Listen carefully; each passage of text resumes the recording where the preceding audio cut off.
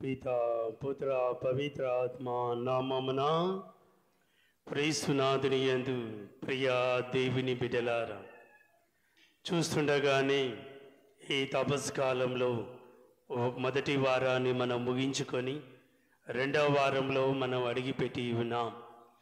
ఈ తరుణంలో గొప్ప దేవుడు ఈరోజు పరిశుద్ధ గ్రంథ పట్టణాలు, మొదటి పట్టణము ఆది కాండమును తీసుకోబడింది, రెండవ పట్టణము రోమీలకు రాసినటువంటి లేఖ నుండి, సువిశేషము మార్కు సువార్త నుండి అద్భుతమైన విధముగా ఈ తపస్కాలంలో మనం ఏ విధంగా రూపాంతరం చెందాలి, ఏ విధంగా మన జీవితాలు మారాలి అని చక్కనిటువంటి సందేశాలు మనం ఈరోజు ఈ పరిశుద్ధ గ్రంథ పఠనాల ద్వారా ఆలకించబోతున్నాం. తండ్రి వందనం, తండ్రి వందనం, యేసయ్యా వందనం, యేసయ్యా వందనం, యేసయ్యా వందనం, ఆత్మదేవా వందనం, ఆత్మదేవా వందనం, ఆత్మదేవా వందనం. ప్రియా దేవుని బిడ్డలారా, జీవితంలో మనమందరము కూడా ఎన్నో అనుభూతులు, ఎన్నోనో వింతలు, ఆచారాలు పాటిస్తూనే ఉన్నాం, చూస్తూనే ఉన్నాం. కానీ ఈరోజు సువిశేషాన్ని మనం ధ్యానించినట్లయితే యేసు ప్రభు రక్షకుడు దివ్య రూపధారణ అనే సంఘటన, అనే వాక్యాలు మనం ఆలకిస్తూ ఉన్నాం. రక్షకుని దివ్య రూపధారణ పండగ ఆగస్టు 6వ తారీఖున మనం ప్రతి సంవత్సరం మనం కొనియాడుతూ ఉంటాం. రక్షకుని దివ్య రూపధారణ పండగ ప్రతి సంవత్సరము ఆగస్టు 6వ తారీఖున మనం కొనియాడుతూ ఉంటాం. ఈ పండగ ఏ విధంగా జరిగింది, దీని యొక్క ముఖ్య ఉద్దేశం ఏమిటి అని కొద్దిగా మనం ధ్యానించుకుందాం. ఎందుకంటే ఈరోజు యేసు ప్రభు దివ్య రూపధారణ వృత్తాంతాన్ని పరిశుద్ధమైనటువంటి దివ్య బలి పూజలో సువిశేషం ద్వారా మనం ఆలకించబడి ఉన్నాం. యేసు ప్రభు శ్రమల కాలానికి సంవత్సరం ముందు ఈ దివ్య రూపధారణ అనేది జరిగింది. అది గలిలయ సరస్సు తీరు దగ్గర ఉన్నటువంటి ఒక పర్వతం, ఉన్నంత ఎత్తైనటువంటి పర్వతం. ఆ పర్వతం పేరేం పేరు? తాబోరు పర్వతం మీద యేసు ప్రభు దివ్య రూపధారణ చేసి, దివ్య రూపధారణ కలిగింది ఆయనకి. తండ్రి వందనం, తండ్రి వందనం, యేసయ్యా వందనం, యేసయ్యా వందనం, యేసయ్యా వందనం. తాబోరు కొండ మీద యేసు ప్రభు దివ్య రూపధారణ జరిగింది. ఆ కొండ సుమారుగా గలిలయ సరస్సుకి కొండకి 2000 ఎత్తులు పొడవులో ఉంది. ఆ కొండ గలిలయ సంవత్సరం ఇక్కడ ఉంటే కొండ అంత పైకి ఎత్తి 2000 ఎత్తు పొడవులో ఉంది ఆ యొక్క తాబోరు పర్వతం. ఎవరైనా ఎక్కారా పర్వతాన్ని? ఎక్కలేదు, నేను ఎక్కాను. దేవుని దయవల్ల గట్టిగా చప్పట్లు కొట్టండి. 2013వ సంవత్సరంలో ఆ యొక్క పవిత్ర దేశానికి వెళ్ళి ఈ యొక్క తాబోరు కొండ కూడా దగ్గర వరకు బస్సుల మీద వెళ్ళి అక్కడి నుంచి కొండ ఎక్కి ఉన్నాం. ఆ అద్భుతమైనటువంటి ఆ కొండలో యేసయ్య దివ్య రూపధారణ పొందినప్పుడు 3 శిష్యులు ఎప్పుడు కూడా ఆయనతో ఉండేవాళ్ళు. పేతురు, యోహాను, యాకోబు, ఈ 3 కూడా ఎప్పుడు కూడా యేసు ప్రభుతో ఉండి ఆ కొండ దగ్గరికి తీసుకొని వెళ్ళినప్పుడు ఆ దివ్య దర్శనాన్ని, ఆ రూపాంతరాన్ని కళ్ళారా చూశారు ఈ 3 శిష్యులు. చూడండి ఎంత అదృష్టవంతులు వాళ్ళు. ఆ దివ్య రూపధారణలో సూర్యుని వలె అతని ముఖము కలకలలాడింది. అతని వస్త్రాలు తెల్లగా అయ్యాయి, మంచు వలె. ఏ చాకలి వారు కానీ, ఎవరు కానీ, నీవు నేను ఎవరు కూడా ఆ బట్టలు అంత తెల్లగా మనం ఉతకలేం. మంచు వలె తెల్లగా ఆయన వస్త్రాలు మెలిచాయి ఆ యొక్క తాబోరు కొండ మీద. ప్రియ దేవుని బిడ్డలారా, తాబోరు కొండ ఆ దివ్య రూపధారణ, రక్షకుని దివ్య రూపధారణ, దానికి సంకేతం ఏమిటి అంటే మన జీవితాల్లో కూడా రూపాంతరం చెందాలి. ఇప్పుడున్నటువంటి జీవితాన్ని బట్టి రానున్న రోజుల్లో రూపాంతరం చెంది మన జీవితాలు ధన్యం చేసుకోవాలి అని యేసయ్య నామంలో మనం గుర్తించుకోవాలి అని తల్లి శ్రీ సభ మనకు గుర్తు చేస్తుంది. ప్రియా దేవుని బిడ్డలారా, తండ్రి వందనం, తండ్రి వందనం, తండ్రి వందనం, యేసయ్య వందనం, యేసయ్య వందనం, ఆత్మదేవా వందనం, ఆత్మదేవా వందనం, ఆత్మదేవా వందనం. ఆ కొండ మీద మోసే, ఇంకా మోసే, ఇంకొకరు అబ్రహాము, వీళ్ళందరూ కూడా దివ్య దర్శనాలు వాళ్ళు చూసి ఉన్నారు యేసు ప్రభుతో పాటు. అప్పుడు పేతురు అంటున్నాడు, యేసయ్యా మనం ఇక్కడ ఉంటే మంచిదే, చాలా బాగుంది, మీకు ఒక 3 వర్ణశాలను నిర్మిస్తాను, మోసేకు, ఏలియాకు, మరి మీకు అని తెలియకుండానే పలికినటువంటి పలుకులు అవి. చూడండి, ఆ దివ్య దర్శనాన్ని పొందినటువంటి వాళ్ళు శిష్యులు, మనం ఇచ్చట ఉన్నట్టు చాలా బాగుంటుందయ్యా, ఇక్కడే ఉండిపోదాం, బాగుంది ఈ స్థలము అని చెప్పి ఉన్నారు వాళ్ళు. అలా వారి జీవితాల్ని వారు దర్శించుకొని ప్రభువుని వారి జీవితాన్ని ధన్యం చేసుకున్నారు. పేతురు, యాకోబు, యోహాను అనే శిష్యులు. మరి మనం కూడా ప్రతిరోజు పూజ, అద్భుతమైనటువంటి దివ్య బలి పూజలో మనం పాల్గొంటూ ఉన్నాం. మనం కూడా రూపాంతరం చెందాలా. ఇప్పుడు ద్రాక్ష రసములుగా ఉన్నటువంటి ఇవి పిండితో, గోధుమ పిండి, పాలుతో చేసినటువంటి ఈ యొక్క అప్పాలు, ద్రాక్ష పళ్ళతో చేసినటువంటి ఆ రసము, ద్రాక్ష రసము, మరికొద్ది సేపట్లో పూజా బలిలో ఒక గురువు ద్వారా అవి ఏ విధంగా మారబోతున్నాయి, ఏ విధంగా మారబోతున్నాయి? క్రీస్తు శరీర రక్తాలుగా రూపాంతరం చెందబోతున్నాయి, మారబోతున్నాయి. ప్రియ దేవుని బిడ్డల, ఒక గురువు పూజా ప్రార్థనలో, ఈ మధ్య పూజలో ఈ ద్రాక్ష రసాలుగా ఉన్నటువంటి అవి యేసు ప్రభు యొక్క శరీర రక్తాలుగా రూపాంతరం చెందుతూ ఉన్నాయి. గట్టిగా చప్పట్లు కొట్టండి ప్రియ దేవుని బిడ్డలారా. ఆ విధముగా మన జీవితాలు కూడా రూపాంతరం చెందాలి అని, దేవుని మహిమను చూడాలి అని మనం గుర్తించుకొని మన జీవితాలు ముందుకు సాగిపోవాలా. మనం చూస్తున్నాం, నిర్గమకాండం తీయండి బైబిల్లో. నిర్గమకాండము 15వ అధ్యాయము 11వ వచనం చదువుదాం ఒకసారి. నిర్గమకాండము 15వ అధ్యాయము 11వ వచనం చదువుదాం ఒకసారి. పాత నిబంధన గ్రంథంలో ఆ దేవుని మహిమ ఏ విధంగా చాటుచున్నది, ఆ దేవుని దీవెనలు, ఆయన దివ్య దర్శనం ఏ విధంగా మనం పొందబోతున్నాం అని అంశాన్ని మనం వినబోతూ ఉన్నాం. యావే దైవములో నిన్ను పోలిన వాడు ఎవడు? యావే దైవములో మిమ్ము పోలినటువంటి వాళ్ళు ఎవరు? నీవలే పరిశుద్ధుడై తేజరిల్లు వాడు ఎవడు? నీవలే పరిశుద్ధుడై తేజరిల్లు వాడు ఎవరు? నీవలే మహాకార్యములు చేయువాడు ఎవరు? అద్భుత క్రియలు చేసి భయంకరుడై వెలయువాడు ఎవడు? చూడండి ప్రియ దేవుని బిడ్డలారా, ఎంత చక్కనటువంటి వాక్యాలు. నీవలే ఈ లోకంలో ఏ దేవుడు ఉన్నాడయ్యా, మహిమతో తేజస్తో వచ్చే వాళ్ళు ఎవరు కూడా లేరు అని తెలియజేస్తున్నారు ఈరోజు ఈ యొక్క వాక్కులో. కాబట్టి ప్రియ దేవుని బిడ్డలారా, మన జీవితంలో కూడా ఈ తపస్కాలంలో రూపాంతరం చెందాలా, పాత జీవితం నుండి కొత్త జీవితంలోకి మారాలా. అది రూపాంతరం. సీతాకోక చిలుక చూడండి, దానికి ముందు ఏ విధంగా ఉంది? అది గొంగలి పురుగు. అది కొన్ని నెలలు గొంగలి పురుగుగా ఉంటూ చూడడానికి అసహ్యంగా ఉంటుంది. కొన్ని 3-4 నెలల తర్వాత అది ఏ విధంగా మారుతుంది? సీతాకోక చిలుకగా, రంగురంగుల సీతాకోక చిలుకగా రూపాంతరం చెందుతుంది. ఎంత అదృష్టమో చూడండి. ఆ సీతాకోక చిలుక ఈ అందమైన ప్రపంచాన్ని అంతటి కూడా చుట్టి వస్తూ ఉంది. ఒక చిన్న జీవికే రూపాంతరం చెందుతూ ఉంటే ఆ జీవి కంటే గొప్ప వాళ్ళం కాదా? మనం రూపాంతరం చెందలేమా? ఒక్కసారి ఆలోచించండి ప్రియ దేవుని బిడ్డలారా. ఈ చిన్న జీవి సీతాకోక చిలుక చక్కగా గొంగలి పురుగుగా ఉన్నటువంటి ఆ పురుగు కొన్ని నెలల తర్వాత సీతాకోక చిలుకగా రూపాంతరం చెందుతూ ఉంది.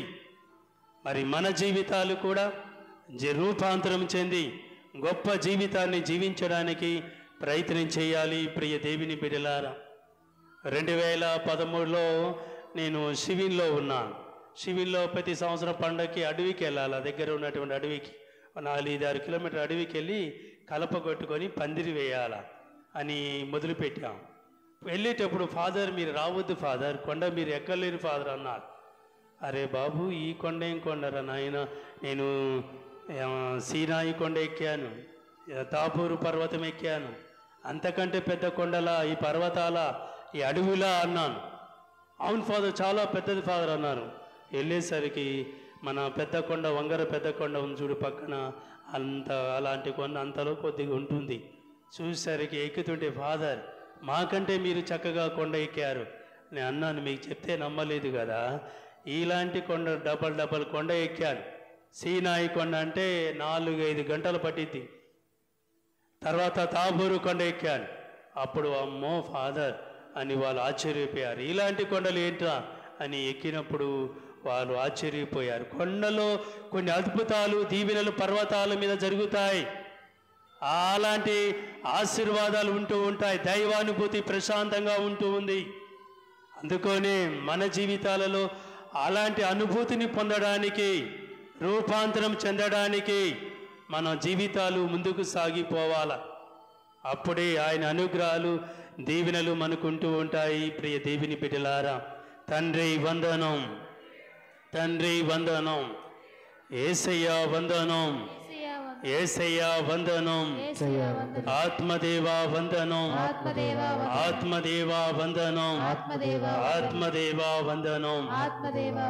ఈరోజు మన మొదటి పర్ణం విన్నాం. ఎక్కడ అబ్రాహాము తన కుమారుణ్ణి బలి ఇవ్వడానికి తీసుకుని వెళ్ళాడు? ఏ కొండకి? చెవులు విను. అబ్రాహామును తన కుమారుని బలి ఇవ్వడానికి ఏ కొండకు తీసుకుని బయలుదేరాడు? ఏరోబు కొండకి తీసుకుని వెళ్ళడానికి బయలుదేరి వెళ్ళాడు. దేవుడు అతని జీవితంలో రూపాంతరం చెందుతాడా, తన జీవితంలో నన్ను విధేయిస్తాడా అనే ఆలోచనతో లేక కలిగినటువంటి తన కుమారుణ్ణి నాకు నీవు బలిగా ఇస్తావా అని అన్నప్పుడు అబ్రాహాము ఇస్తా అన్నాడా, ఇవ్వనన్నాడా? ఇస్తానన్నాడు. గట్టిగా చప్పట్లు కొట్టండి ప్రియ దేవుని బిడ్డలారా. పిల్లలు లేక బాధపడుతూ ఎన్నో సంవత్సరాలు ఎదురు చూసినటువంటి అబ్రాహాము కుటుంబం, అబ్రాహాము దేవుడితో ఒడంబడిక చేసుకున్న తర్వాత కూడా ఆయన బలిగా ఇచ్చినటువంటి కుమారుని కానుకగా ఇచ్చిన తర్వాత నాకు బలిగా ఇస్తావా అన్నప్పుడు ఎంత బాధగా ఉంటుంది.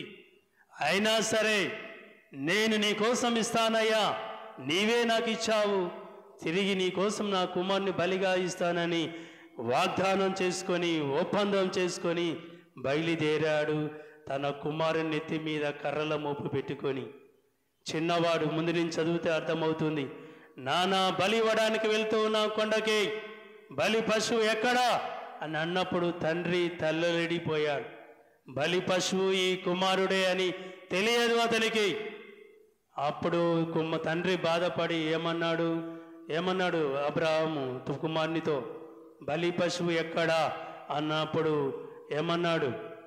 దేవుడే సమకూరుస్తాడు అన్నాడు. గట్టిగా చప్పట్లు కొట్టండి ప్రియ దేవుని బిడ్డలారా. కొండ ఎక్కే లోపల పక్కన ఉన్నటువంటి చెట్టులో ఇరుకపోయినటువంటి గొర్రె పిల్ల కనిపించింది. కుర్రవాణ్ణి చంపే ముందు దేవుడు వద్దు అని ఆపిన తర్వాత చూడండి, దేవుడే మనకి సమకూరుస్తాడు, ఇస్తాడు అని చెప్పిన మాట దేవుడు అతనికి నెరవేర్చి ఉన్నాడు. కాబట్టి ప్రియ దేవుని బిడ్డలారా, బలి అర్పించుకొని, ప్రతి బలి కూడా జీవితాన్ని బలి అర్పిస్తూ ఉంటాం, మనం పూజలు సమర్పిస్తూ ఉంటాం. ఎందుకు? జీవితంలో కొన్ని గొప్ప కార్యాలు జరగాల, కొన్ని అద్భుతాలు జరగాల, కొన్ని కోరికలు జరగాల, కొన్ని నెరవేరాలని మనం బలిగా అర్పిస్తూ ఉంటాం, పూజలు సమర్పిస్తూ ఉంటాం. ఆ కోరికలు నెరవేరాలని, జీవితాలు మారాలి అని, జీవితాలు కొన్ని అద్భుతాలు జరగాలి అని బలులు సమర్పిస్తూ ఉంటాం. అలాగే యావే దేవుడు కూడా తన అబ్రాహాము కుమార్ని బలి ఇస్తాడో లేదో అని పరీక్షించడానికి దేవుడు అలా చేశాడు. పరీక్షలో అబ్రాహాము నెగ్గాడు. యావే దేవుని యొక్క ప్రేమను పొంది గొప్పవాడిగా తీర్చిదిద్దబడ్డాడు. యావే దేవుని యొక్క ప్రేమలో ప్రియ దేవుని బిడలారా, మరి మన ఈ మధ్యకాలంలో మేము వడకాలి వెళ్ళాం మరేగిరికి. ఫాదర్, మీరు 3 రోజులు ప్రార్థనా కూటాలు పెట్టాలనుకుంటున్నారు, మరి ఎలా? మీది పెద్ద విచారంగా డబ్బులు చాలా ఉన్నాయా? 3 రోజులు ఎలా అన్నారు. నేను ఒకటే, నన్ను ఇంతవరకు ఒక్క రూపాయి మేము సంపాదించుకోలేదు, దేవుడే మాకు సమకూరుస్తాడు అన్నాను. ఆశ్చర్యపోయారు వాళ్ళు. మరి మేమెందుకు పెట్టలేకపోతున్నాం అన్నప్పుడు, మరి వాళ్ళు మీ విషయం మీ మీద ఆధారపడి ఉంటుంది అన్నాను. చక్కగా దేవుడే సమకూరుస్తాడు 3 రోజులు మనకి అన్నప్పుడు, నిన్న తలగా గ్రామానికి వెళ్ళినప్పుడు చక్కగా గ్రామం వాళ్ళు చక్కగా సహకరించారు. వాళ్ళ ఊరు వాళ్ళు ప్రతి సంవత్సరం మన గ్రామాలు అందరూ కూడా దేవుడు దీవించిన విధముగా చక్కగా అన్ని కుటుంబాలు, నిన్న మన 2 సంవత్సరాల నుంచి అందరికీ అన్ని కుటుంబాలు గ్రామాలు సహకరించి ఉన్నారు. మరి నిన్న తలగా గ్రామం వాళ్ళు, తర్వాత ఒక్కొక్క గ్రామం వాళ్ళు తోచిన విధంగా దేవుడు సమకూరుస్తాడు మనకి అని తెలియజేసినప్పుడు ఆనందపడ్డారు వాళ్ళు. చూడండి ప్రియ దేవుని బిడ్డలారా, మరి 2 సంవత్సరాలు కూడా చక్కగా మనం అన్ని గ్రామాలు అన్ని కుటుంబాలు కూడా సహకరించారు. గట్టిగా చప్పట్లు కొట్టిన అందరికీ. మరి ఈ సంవత్సరం కూడా దేవుడు సమకూర్చబోతున్నాడు మనకి. అబ్రాహాముకి ఏ విధంగా యావే దేవుడు సమకూర్చాడో బలి పశువును, మనకు కూడా ఈ 3 రోజులు అద్భుతమైన దివ్యవాకును ఆత్మార్వం పూజించిన తర్వాత ఆ శారీరకంగా మనం అభివృద్ధి పొందడానికి దేవుడే సమకూరుస్తాడు అనే ఆలోచన మనతో ముందుకు సాగితే తప్పకుండా ఆయన మనకు దీవెనలు ఇస్తూ ఉంటాడు. ఈరోజు మనం 2వ పట్టణంలో విన్నాం, దేవుడు తన కుమారుణ్ణి బలిగా సమర్పించాడు మనందరి కోసం. ఆ చదవండి, ఆ వచనాలు చక్కగా 2 వచనాలు ఉన్నాయి. ఆయన తన కుమారుని బలిగా మన కోసం అర్పించడానికి పరలోకం నుండి భూలోకానికి పంపించారమ్మా, వినండి, ఆలకించండి అని ఈరోజు వాక్యాలు చక్కగా తెలియజేయబడి ఉన్నాయి. చదువుదాం ఒకసారి ఆ వాక్యాలు. దేవుడే తన కుమారుని ఈ లోకానికి పంపించి ప్రాణత్యాగించి బలిగా అర్పించారు. కనుక క్రీస్తు యొక్క ప్రేమ నుండి మనలను ఎవరు వేరు చేయగలరు? అది కాదు ఈరోజు చదివినటువంటి వచనాలు. ఈరోజు 2వ పట్టణంలో మనం చదువుకున్నాం, అదేనా?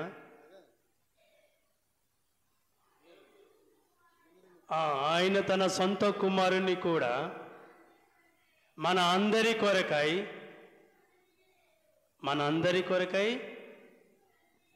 ఆయన తన సొంత కుమారుని కూడా మన అందరి కొరకై సమర్పింప వెనుదీయలేదు. చూడండి, మన అందరి కొరకు బలిగా ఇవ్వడానికి సమర్పించడానికి వెనుదీయలేదు. గట్టిగా చప్పట్లు కొట్టండి ప్రియ దేవుని బిడ్డలారా. తన సొంత కుమారుని కూడా అర్పించడానికి, ఆఫర్ ఇవ్వడానికి కూడా వెనకండలేదు. ఆయన గొప్ప దేవుడు అని మా రోజు చక్కగా మనం ఆలకిస్తూ ఉన్నాం. కాబట్టి ప్రియ దేవుని బిడ్డలారా, మన జీవితంలో చక్కనిటువంటి ఆ దీవెనలు అనుభూతిని పొందాలి. మనం చూస్తున్నాం యోహాను సువార్త 1వ అధ్యాయము 14 వచనం చదవండి ఒకసారి. యోహాను సువార్త 1వ అధ్యాయము 14 వచనాన్ని మనం చదువుదాం ఒకసారి. ప్రభు వాక్కు ఏ విధంగా తెలియజేస్తుందో. ఆ వాక్కు మానవుడై మన మధ్య నివసించెను. మేము కృపా సత్యములతో నిండిన ఆయన మహిమను చూచితిమి. చూడు, ఆయన మహిమను మేము చూచితిమి. అది తండ్రి వద్ద నుండి వచ్చిన ఏకైక కుమారుని మహిమ. తండ్రి వందనం, యేసయ్యా వందనం, ఆత్మదేవా వందనం, చూడండి ప్రియ దేవుని పిల్లారా, తండ్రి దేవుని మహిమను, తన కుమారుని మహిమను చూడడానికి మేము చూసి ఉన్నాం. మరి త్వరలో మనం కొద్దిసేపట్లో అప్పద్రాక్ష రూపంలో మహిమాన్వితుడైనటువంటి గొప్ప దేవుడు యేసయ్యను మనం చూడబోతున్నాయి మాత్రమే కాదు, స్వీకరించబోతున్నాం. గొప్ప అద్భుతాన్ని మనం చూడబోతున్నాం. ఈ వాక్యంలో విన్నది పూజా బలిలో నెరవేరబోతుంది. మరొకసారి చదువుదాం ఆ వాక్యాన్ని. ఒకటో అధ్యాయము 14 వచనం. ఆ వాక్కు మానవుడై మన మధ్య నివసించెను. మేము కృపా సత్యములతో నిండిన ఆయన మహిమను చూచితిమి. ఆ కృపా సత్యంతో నిండిన ఆయన మహిమను మేము చూచాం. అది తండ్రి వద్ద నుండి వచ్చిన ఏకైక కుమారుని మహిమ. చూడండి ప్రియ దేవుని బిడ్డలారా, కాబట్టి మనం మన జీవితాలలో రూపాంతరం చెంది యేసు ప్రభు ఆ యొక్క తాబోరు పర్వతం మీద ఏ విధంగా దివ్య రూపధారణ పొంది శిష్యులకు ఏ విధంగా దర్శనమిచ్చి వారి జీవితాలు మార్చుకున్నారో, మన జీవితంలో కూడా రూపాంతరం చెంది మన పాత జీవితానంతా కూడా పక్కన పెట్టి కొత్త జీవితంలో ఈ తపస్కాలంలో ప్రవేశించాలి. ప్రియ దేవుని బిడ్డలారా, చిన్న చిన్న జీవిలే రూపాంతరం చెందుతూ ఉన్నాయి. దేవుని బిడ్డలుగా ఉన్నటువంటి మనం ఇంకా ఎంతగా రూపాంతరం చెందాలా, ఇంకా ఎంతగా మన జీవితాలను చేంజ్ చేసుకోవాలా ఆలోచించండి ప్రియ దేవుని బిడ్డలారా. చివరిగా ఒక వచనాన్ని మనం చదువుకుందాం. కీర్తన 20వ అధ్యాయము 7వ వచనం చదువుదాం ఒకసారి. కీర్తన 20వ అధ్యాయము 7వ వచనం చదువుదాం. కొందరు రథములను నమ్ముదురు, మరికొందరు గుర్రములను నమ్ముదురు, కానీ మేము మాత్రము ప్రభువైన దేవుని నమ్ముతాం. గట్టిగా చప్పట్లు కొట్టండి ప్రియ దేవుని బిడ్డలారా. అది మన జీవితంలో నేర్చుకోవాలా. నువ్వు దేన్ని నమ్ముతావో నీ ఇష్టం. నేను నా కుటుంబం యావేని మాత్రమే పూజిస్తామన్నాడు యెహోషువ. అలాగే కీర్తనకారుడు కూడా అంటున్నాడు, కొందరు గుర్రాలు నమ్ముతారు, రథములు నమ్ముతూ ఉంటారు, కానీ మా ప్రభు అయిన దేవుణ్ణి మాత్రమే మేము నమ్ముతామంటున్నారు కీర్తనకారుడు. కాబట్టి ఈ తపస్కాలంలో మనం కూడా ఆ ప్రభు అయిన దేవుని నమ్మి విశ్వాసంతో మనం ముందుకు సాగిపోదాం. అలాంటి దీవెనలు దయచేయమని ఈ పూజా బలిలో ప్రార్థించుకుందాం. కళ్ళు మూసుకుని అందరూ కూడా 2 చేతులు పైకి లేపి ఈ సమయంలో గొప్ప దేవుని యొక్క దీవెనలు ఆశీర్వాదాలు మనం పొందుతూ ఉన్నాం. ఈ సమయంలో ప్రార్థన చేయి. రక్షకుడి దివ్య రూపధారణ తాబోరు కొండ మీద జరిగిన దృశ్యాన్ని శిష్యులు పొంది జీవితాన్ని రూపాంతరం చెందుకున్నారు, మారు మనసు పొందారు. మరి మన జీవితంలో కూడా అలాంటి రూపాంతరం జరగాలి యేసయ్య మీ ద్వారా అని ప్రార్థన చేయండి. ఈ తపస్కాలంలో దేవుని యొక్క దీవెనల ద్వారా మన జీవితాలు రూపాంతరం చెందాలి అని ప్రార్థన చేయండి. ఆయన ప్రేమ కరుణ దీవెనలతో దీవించండి యేసయ్య ఈ తపస్కాలం అంతా కూడా అని ప్రార్థన చేయండి.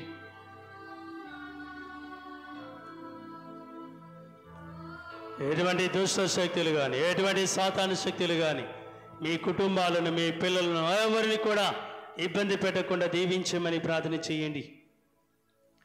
ఆయన అనుగ్రహాలు అనేకంగా కుమ్మరించమని.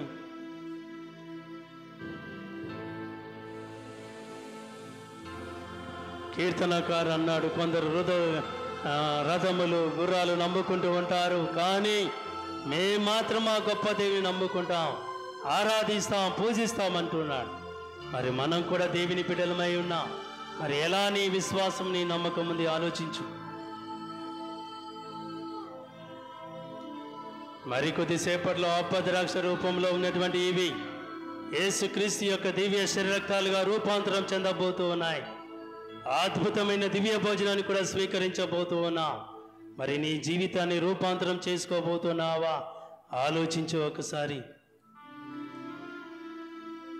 ఆయన ప్రేమ కరుణ దీవెనలు మన మీద కుమ్మరించబోతూ ఉన్నాడు. ప్రార్థన చేసుకో ఈ సమయంలో. దీక్ష చేసినటువంటి సోదరులను దీవించమని ప్రార్థన చేయండి. శక్తిని, బలాన్ని 40 రోజుల పాటు వారు చక్కగా పాటిస్తూ, వారితో పాటు దీక్ష వేయకుండా పాటిస్తున్న, నియమాలు పాటిస్తున్న బిడ్డలకు కూడా తోడుగా దీవించమని ప్రార్థన చేయండి.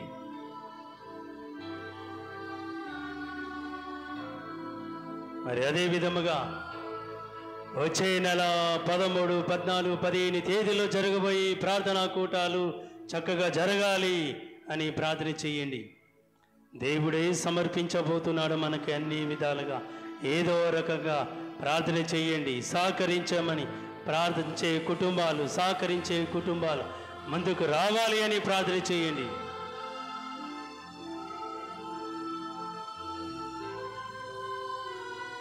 అమ్మా మరియ తల్లి, ఈ బిడ్డలందరినీ కూడా దీవించు తల్లి. మీ కుమారుని ద్వారా ఏ ఒక్కరు కూడా మీ కుమారు నుండి దూరం కావద్దు. ఏ ఒక్క కుటుంబం కూడా సాతాను శక్తులతో చిక్కుకోకుండా ఉండవద్దు. మీ కుమారుని యొక్క ప్రేమలో ఎదగాలి కుటుంబాలన్నీ. దీవించు తల్లి మా అందరి కుటుంబాలు అని ప్రార్థన చేయండి. ప్రేమమలిన ఓ సర్వేశ్వర, ఈ సమయంలో మీ బిడ్డలమైన మా అందరినీ దీవించండి నాయన. ఈ తపస్కాలం 2వ వారంలో ఉన్న గత వారమంతా కూడా మమ్మ దీవించినందుకు వందనాలు. ఇంకా రానున్న రోజుల్లో మమ్మ దీవించి చక్కగా ఉత్థాన క్రీస్తు ప్రభు మీ కుమారుని యొక్క పండుగలు ఘనంగా వేడుకగా చేసుకునే భాగ్యాన్ని మాకు దయచేయండి తల్లి. ఏ ఒక్కరు కూడా మీ కుమారుని దీవెనలు పొందకుండా ఉండవద్దు.